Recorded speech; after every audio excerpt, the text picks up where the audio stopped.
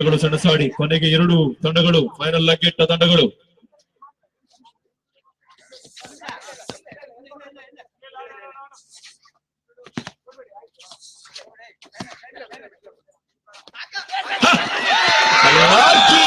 ಈ ಭಾಗದ ಹೆಮ್ಮೆಯ ಕ್ರೀಡಾಪಟು ರಾಕಿ ಈ ಬೆನ್ನೆಲುಬು ಮಾರಿಕಂಬದ ಜೀವಾಳ.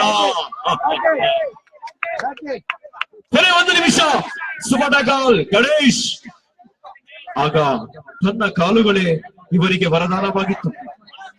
ಈಗ ಅದೇ ಒಂದು ಆಶಯದೊಂದಿಗೆ ದಾಳಿ ಭಾಗದಲ್ಲಿ ಸಾಕಷ್ಟು ರೋಮಾಂಚನಕಾರಿ ಪಂದ್ಯಾಟ ಸಾಗಿ ಬಂದಿತ್ತು. ಮೊದಲಾರ್ಧದಲ್ಲಿ ಮೊಯ್ದೂರು ಮುನ್ನಡೆ ಸಾಧಿಸಿಕೊಂಡರೆ ತದನಂತರ ಮಾರಿಕಾಂಬ ಕಬಡ್ಡಿ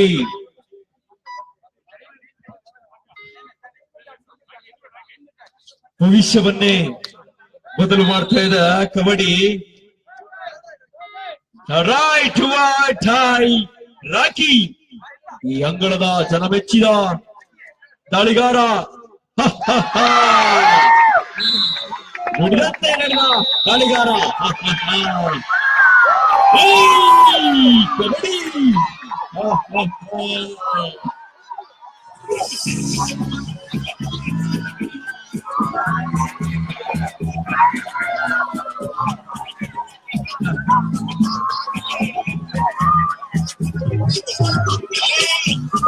ಇದೀಗ ಫೈನಲ್ ಪಂದ್ಯದಲ್ಲಿ ಸ್ವತಂತ್ರ ಬಹುಮಾನ ಗಿಟ್ಟಿಸಿಕೊಂಡ ತಂಡ ಕರಾವಳಿ ಭಾಗದ ತಂಡ